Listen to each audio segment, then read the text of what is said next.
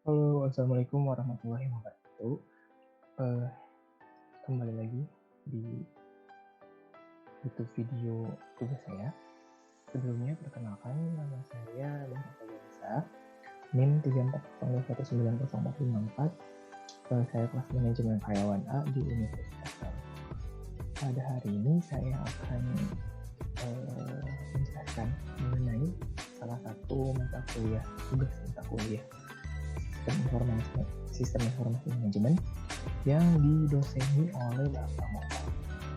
Oke, sebelumnya saya akan jelasin dulu ya tugasnya itu apa. Nah, ini tugasnya. Untuk tugas pertemuan ketiga, yaitu yang pertama SOP itu apa? Ya, pengertiannya gitu. Para ahli 3, kemudian manfaat, fungsi, dan tujuan organisasi harus selalu membuat SOP. Kemudian yang ketiga, membuat 5 buah SOP yang berkaitan dengan pengelolaan perusahaan menggunakan lambang flowchart ya. Oke, yang selanjutnya udah bikin video gitu tulisan dan politik. Kemudian memilih berapa SOP yang paling bagus dan paling efektif itu yang mana. Tapi ya kita langsung aja ya ke pembahasan materi yang pertama, yaitu pengertian SOP. Pengertian SOP secara garis besar, yaitu SOP merupakan suatu alur cara kerja yang sudah terstandarisasi. Nah, SOP ini sebenarnya berasal dari kata bahasa Inggris ya, Standard Operating Procedures, yang dapat disingkat ya SOP gitu singkatannya itu. Kemudian pengertiannya sendiri yaitu alur atau cara kerja yang sudah terstandarisasi. Kemudian standar operasional prosedur ini memiliki kekuatan sebagai suatu petunjuk. Nah, biasanya bersifat mengikat dan direktif. Kemudian hal ini mencakup hal-hal dari operasi yang memiliki suatu prosedur atau langkah-langkah yang tertulis yang pasti gitu ya. SOP disusun sesuai dengan kebutuhan, sesuai dengan visi misi dan misalnya visi misi masing-masing perusahaan atau organisasi dengan tujuan yang berbeda-beda. Nah, berikutnya itu tadi secara garis besar ya. Kemudian berikutnya pendapat SOP mengenai para ahli. Pendapat para ahli mengenai SOP gitu. Pendapat para ahli mengenai SOP yang pertama, menurut Arini T. Sumohadiwijojo menjelaskan bahwa Standard Operating Procedures atau SOP atau disebut juga sebagai prosedur adalah dokumen yang lebih jelas dan rinci untuk menjalankan metode yang digunakan dalam mengimplementasikan dan melaksanakan kebijakan dalam suatu organisasi seperti yang ditetapkan dalam pedoman. Nah, menurut Arini ini SOP ini disebut prosedur ya teman-teman ya. Prosedur atau dokumen yang jelas gitu dan rinci untuk menjabarkan metode yang digunakan gitu. Nah, digunakan untuk apa sih? Untuk melaksanakan kebijakan, tentu saja gitu, kebijakan suatu organisasi gitu kan. Yang kedua, menurut Ani Sailendra. Menurut Ani Sailendra memberikan batasan bahwa SOP dapat diartikan sebagai panduan proses kerja yang harus dilakukan setiap elemen perusahaan maupun instansi. Nah, di sini menitik beratkan kalau menurut Ani Sailendra ini menitik beratkan atau memberikan batasan bahwa SOP merupakan panduan proses kerja ya. Kemudian siapa sih yang melaksanakan proses kerja, panduan proses kerja ini? Ya, setiap elemen dalam perusahaan atau instansi tersebut. Kemudian yang ketiga, standar operasional prosedur SOP adalah dokumen yang berkaitan dengan prosedur yang dilakukan secara kronologis untuk melakukan pekerjaan dan tujuan untuk memperoleh kerja yang efektif dari pekerja dengan biaya serendah-rendahnya. Nah, kalau menurut Laksmi ini menitik beratkan kepada hasil gitu. Jadi tujuan dari SOP sendiri. Tujuannya itu untuk apa sih? Untuk memperoleh hasil kerja yang paling efektif dan cukup, dan dengan biaya rendahnya. Kemudian yang terakhir menurut Arnani, Standard Operating Procedures atau SOP adalah rangkaian instruksi kerja tertulis yang dibawakan terdokumentasi mengenai proses penyelenggaraan administrasi perusahaan, bagaimana dan kapan harus dilakukan, mana dan oleh siapa dilakukannya. Jadi menurut Arnani ini SOP adalah rangkaian instruksi gitu yang terdokumentasi mengenai suatu proses bagaimana suatu perusahaan melaksanakan atau menyelenggarakan administrasinya gitu. Jadi ini berisi mengenai bagaimana, kapan, dan gimana, oleh siapa gitu ya, penyelenggaraannya itu seperti apa. Kemudian untuk selanjutnya yaitu setelah kita membaca gitu ya, menurut pendapat para ahli SOP dapat disimpulkan. Jadi SOP adalah sebuah dokumen yang berisi instruksi untuk menyelenggarakan kegiatan administrasi dan menyelesaikan pekerjaan agar mendapat hasil yang memuaskan. Ini SOP ini biasanya menitik beratkan pada itu sih. Jadi dokumentasi yang berisi instruksi untuk menyelenggarakan kegiatan administrasinya gitu ya. Kemudian apa hasilnya itu biar lebih maksimal gitu tujuannya. Biasanya menitik beratkan kepada hal-hal seperti itu. Kemudian yang kedua, tujuan dan fungsi SOP. Menurut Arnani, secara spesifik tujuan SOP adalah yang ada banyak ya. Nanti untuk teman-teman yang membutuhkan jurnal SOP ini bisa minta aja, nanti saya kirimin di WhatsApp. Yang pertama, tujuan dan fungsi SOP. Yang pertama adalah agar pegawai dapat menjaga konsistensi dalam menjalankan suatu prosedur kerja. Nah, benar sekali, ini untuk menjaga konsistensi ya. Jadi kan biasanya kalau misalkan kerja menjalankan prosedur kerja, kalau nggak ada SOP-nya gitu, jadi kayak nggak konsisten gitu. Jadi hari ini dikerjakan, besok nggak dikerjakan, besoknya lagi dikerjakan gitu. Kalau nggak ada SOP-nya gitu kan, kalau nggak ada standar operasional prosedurnya gitu, jadi biasanya nggak konsisten. Nah, jadi yang kedua, menurut Arnani, tujuan dan fungsi SOP itu untuk memudahkan proses pengontrolan pada setiap prosedur kerja. Biasanya di perusahaan-perusahaan itu kan, di instansi atau perusahaan-perusahaan banyak sekali gitu prosedur kerja yang gak bisa dikontrol gitu. Maksudnya ya pelaksananya itu asal-asalan gitu, nggak bisa dikontrol. Ini jadi memudahkan kita untuk mengontrol setiap prosedur kerja yang dilaksanakan gitu, setiap unit. Nah, untuk selanjutnya, untuk tujuan dan fungsi SOP adalah untuk mengetahui dengan jelas peran dan fungsi tiap-tiap posisi. Nah, ini juga udah jelas ya.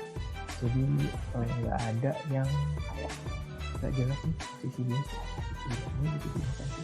Nah, dengan SOP ini, jadi setiap orang itu, setiap posisi ini jelas apa tanggung jawabnya, apa posisi dia di perusahaan. Yang keempat, untuk memberikan keterangan atau kejelasan tentang alur proses kerja, wewenang, tanggung jawab dalam kerja. Nah, kemudian selanjutnya untuk memberikan keterangan pada dokumen yang dibutuhkan dalam proses kerja. Yang selanjutnya lagi adalah melindungi perusahaan dan pegawai dari malpraktik atau kesalahan administrasi. Nah, ini juga sih kayak benar banget gitu ya. SOP ini dibikin untuk meminimalisir kesalahan administrasi biar nggak salah kembali lagi gitu, biar pekerja atau pekerjaan yang dilaksanakan oleh suatu unit ini kerja dengan lurus gitu, dengan nggak meminimalisir kesalahan. Kemudian yang ketujuh, untuk menghindari kesalahan. Itu untuk menghindari kesalahan, keraguan, duplikasi, dan tentu saja untuk efisiensi. Kedelapan, mengarahkan pegawai untuk disiplin dalam kerja. Ini juga kayak benar banget gitu, adanya SOP ini untuk melatih kerjanya untuk lebih disiplin. Kemudian nomor 9, sebagai pedoman dalam mengerjakan pekerjaan rutin untuk mengidentifikasi pola kerja tertulis, sistematis, dan konsisten agar mudah dipahami oleh seluruh pihak yang terlibat baik internal maupun eksternal. Selanjutnya, untuk memudahkan proses pembagian tugas serta tanggung jawab pada unit kerja. Nah, sedangkan yang tadi kan menurut Karnani ya teman-teman ya, tujuan dan fungsi SOP. Kemudian sedangkan menurut Indah Puji, tujuan dan fungsi SOP adalah satu, memperlancar tugas pegawai atau tim unit kerja. Intinya sih sama aja sebenarnya sama yang ini. Intinya sih ke situ aja gitu. Tujuan dan fungsi SOP ini gitu. Yang kedua, sebagai dasar hukum apabila terjadi penyimpangan. Kita kan udah tahu ya, di perusahaan atau di unit kerja ataupun di instansi yang misalkan kita bekerja gitu kan, kalau misalkan nggak ada SOP gitu, ini ada SOP aja pasti penyimpangannya itu selalu ada gitu kan, kita realistis aja gitu kan. Nah, tapi dengan adanya SOP ini kita bisa meminimalisir sih sebenarnya, meminimalisir terjadinya penyimpangan dalam pekerjaan. Nah, untuk selanjutnya, mengetahui dengan jelas hambatan-hambatannya yang sudah dilacak. Biasanya hambatan yang kecil-kecilan ya, kalau misalkan nggak ada SOP-nya, biasanya sih susah sih dilacaknya. Hambatannya misalkan pekerjaan apa gitu. Nah, hambatannya itu sebenarnya apa gitu, kalau nggak ada SOP-nya kita nggak akan tahu gitu. Akan tahu sih pada akhirnya hambatannya, cuma nggak mudah dilacaknya gitu. Nah, karena dengan adanya SOP ini akan mudah gitu dilacaknya gitu, kayak oh pada proses kegiatan ini hambatan ini deh gitu kan, nanti bakal gampang gitu ya. Nah, yang nomor 4, mengarahkan tugas pegawai untuk sama-sama disiplin dalam bermain dan sebagainya, untuk mengarahkan pegawai untuk lebih disiplin. Yang kelima, sebagai pedoman dalam di SOP untuk menjadi pedoman. Nah, kemudian untuk selanjutnya itu manfaat dari SOP. Menurut Permenpan PR 2021 garis miring 11 2018 itu 11 atau 2 Romawi yang jelas, SOP memiliki manfaat bagi organisasi antara lain. Yang pertama, sebagai standarisasi cara yang dilakukan pegawai dalam mengerjakan pekerjaan khusus, mengurangi kesalahan dan kelalaian. Intinya di sini.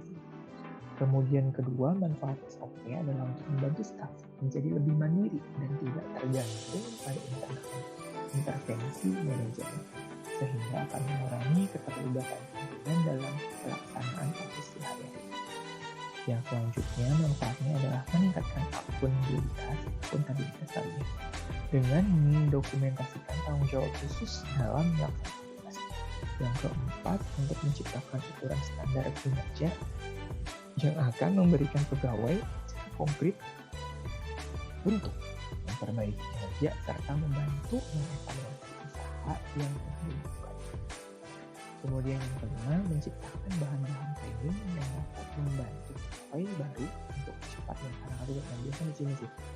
Menciptakan bahan-bahan training yang dapat membantu pegawai baru untuk cepat Nah, tugas baru ini biasanya kan kayak kurang awal-awal pasti kan kayak don't have any idea gitu kan, kalau kata saya di sini tuh ya aku nggak tahu gitu loh ini kayak gimana ya gitu proseduralnya gitu di pekerjaan ini gitu. Nah, dengan adanya SOP ini akan jadi bahan training dia gitu, jadi nanti pas training tuh akan jadi penjelasan juga gitu kepada pegawai barunya gitu untuk lebih cepat dia beradaptasi gitu.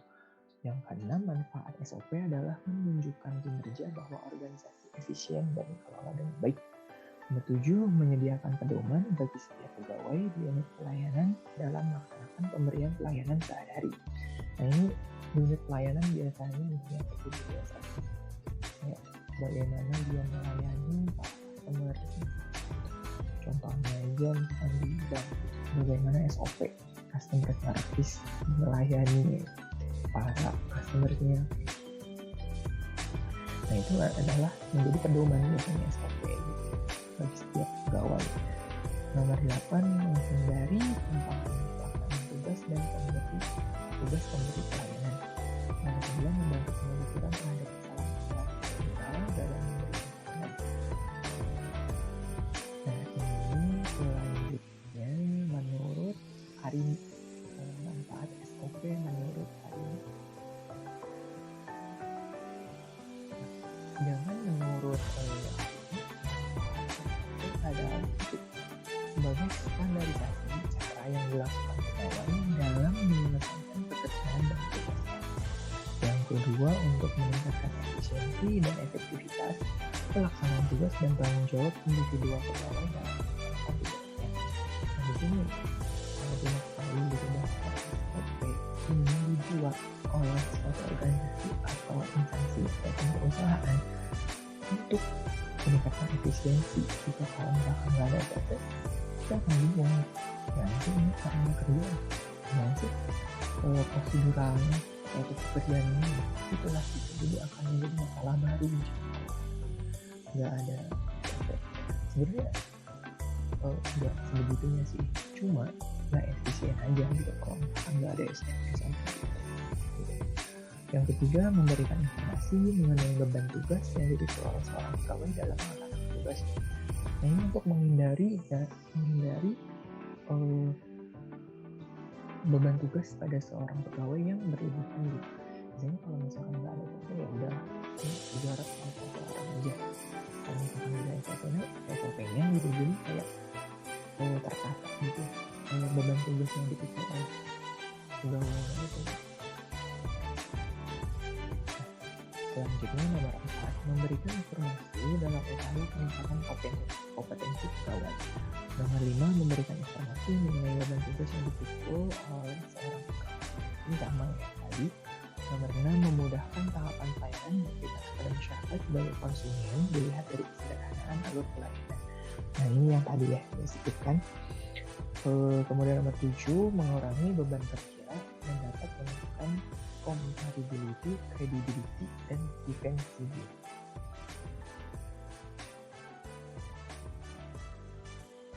Untuk selanjutnya yaitu prinsip-prinsip SOP. Prinsip-prinsip SOP ini dibikin untuk apa sih sebenarnya gitu. Jadi prinsip SOP ini apabila kita akan membuat SOP, jadi kita harus berpegang teguh pada prinsip-prinsip berikut ini. Menurut dalam Permenpan, kembali lagi Permenpan disebutkan bahwa SOP harus memenuhi prinsip-prinsip antara lain. Pertama, konsistensi. Nah, di sini konsistensinya kembali lagi. Konsisten itu berarti selalu dikerjakan gitu ya. Nggak menang waktu, maksudnya kayak nggak hari ini dikerjakan, besok minggu dikerjakan, besoknya lagi enggak. Jadi konsistennya setiap waktu gitu dikerjakannya gitu. Kemudian komitmen, ini saya harus komitmen gitu. Kayak SOP ini dibuat harus berkomitmen. Nomor ketiga, perbaikan berkelanjutan. Yang keempat, harus mengikat. Yang kelima, seluruh unsur memiliki peran penting. Yang keenam, terdokumentasi dengan baik. Itu pengertian menurut Farhadi, tujuan, fungsi, dan prinsip sebelum kita membuat SOP. Nah, untuk tugas selanjutnya yaitu membuat 5 SOP. Membuat 5 buah SOP berkaitan dengan pengelolaan perusahaan. Gunakan lambang flowchart. Lambang flowchart itu yang kayak gini, ya.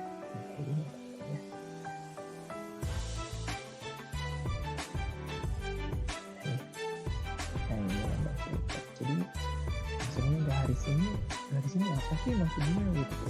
Hari ini tuh maksudnya apa? Ya, seperti kita jelasin dulu ya.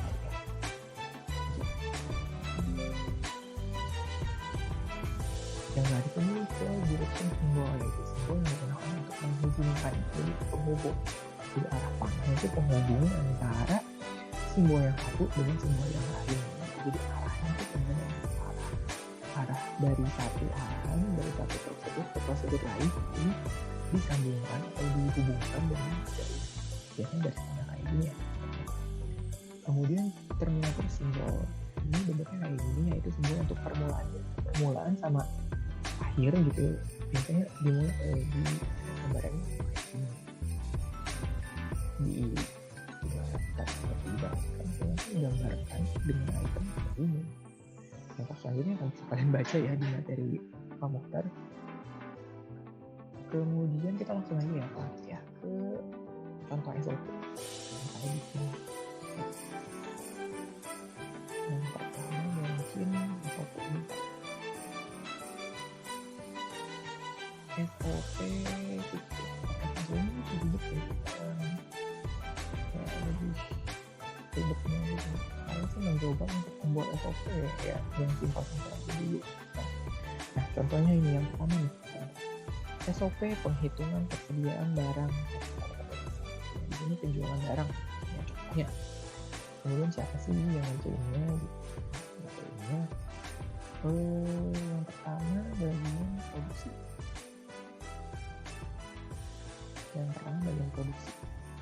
Ini contohnya misalkan ada laporan produk jadi nih dua laporan bentuknya kayak gini. Jadi kalau bentuk kayak gini, lihat lagi di flowchart kayak gini bentuknya berarti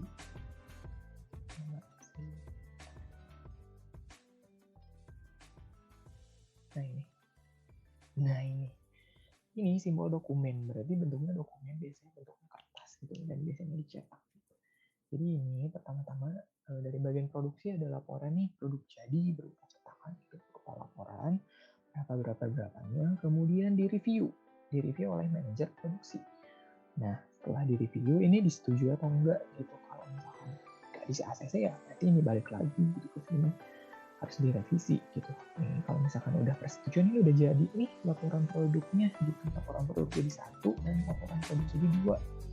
Selanjutnya ini ke bagian gudang, ya laporan nih produk jadi, kemudian bagian gudang diperiksa, kemudian fisiknya dihitung, kemudian persediaan, kemudian dihasilkanlah gitu ya, dihasilkanlah kartu perhitungan persediaan dan kartu persediaan barang.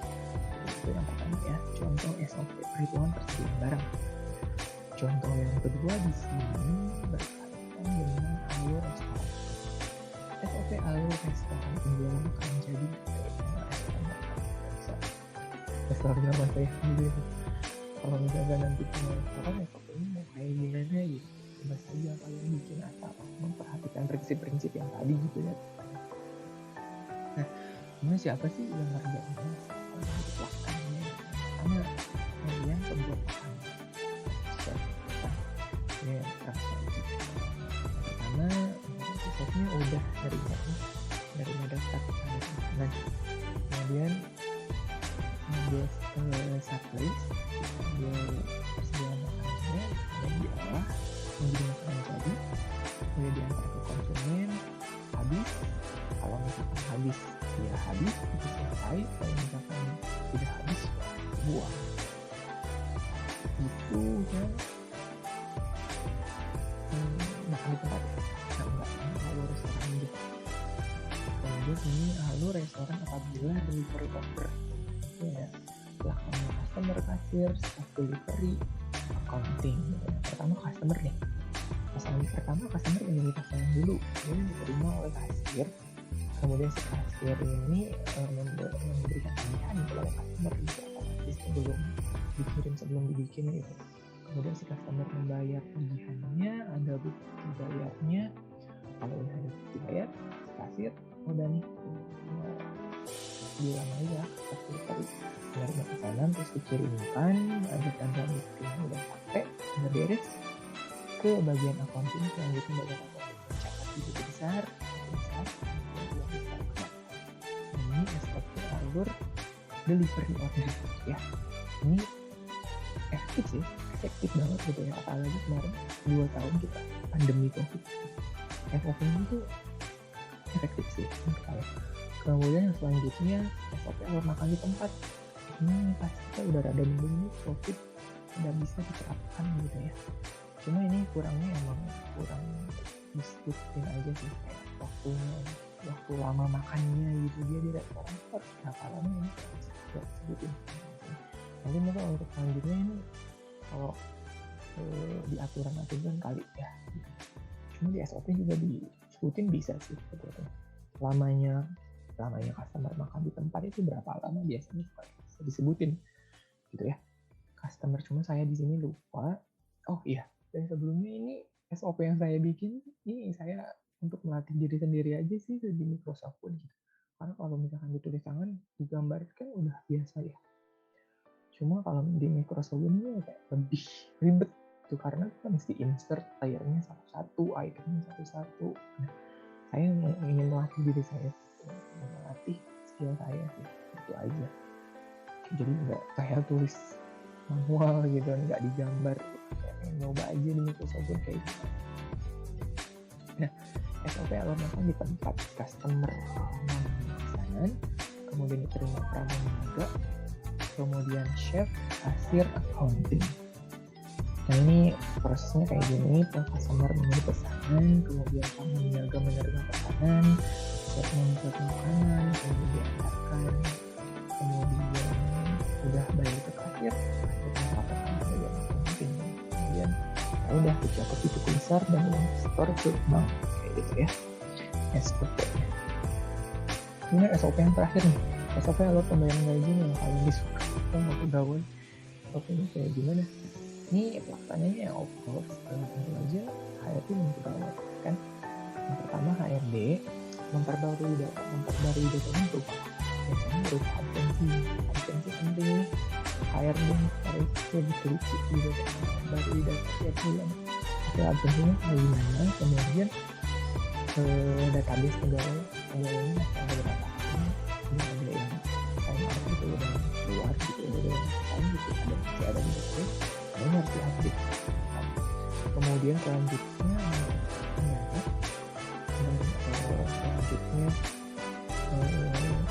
menjadi gaji, karena tidak menerima gaji para pegawai. Menurut pendapat lain yang saya buat 5 SOP. Menurut saya yang paling efektif sekarang ini di masa pandemi COVID sih sebenarnya ini beli pre-order sih menurut saya yang paling efektif gitu ya SOP-nya. Nah ini juga kan ada nih, jadi jelas customer-nya, kasirnya gimana gitu, seperti tugasnya apa, accounting gimana. Nah jadi kayak gitu aja ya teman-teman ya. Mungkin segitu aja video untuk tugas pertemuan kali ini mengenai SOP. Jadi intinya seperti itu, SOP ini penting dilaksanakan oleh suatu perusahaan untuk mendisiplinkan para pekerjanya dan untuk lebih bisa menjelaskan suatu proses suatu pekerjaan dan untuk meminimalisir kesalahan, untuk lebih pekerjaan itu lebih efektif gitu dalam kerja. Oke, mungkin begitu aja ya teman-teman ya. Mohon maaf apabila punya kesalahan, apabila ada yang ingin ditanyakan bisa ya chat saya aja WhatsApp. Mohon maaf apabila kesalahan. Assalamualaikum warahmatullahi wabarakatuh.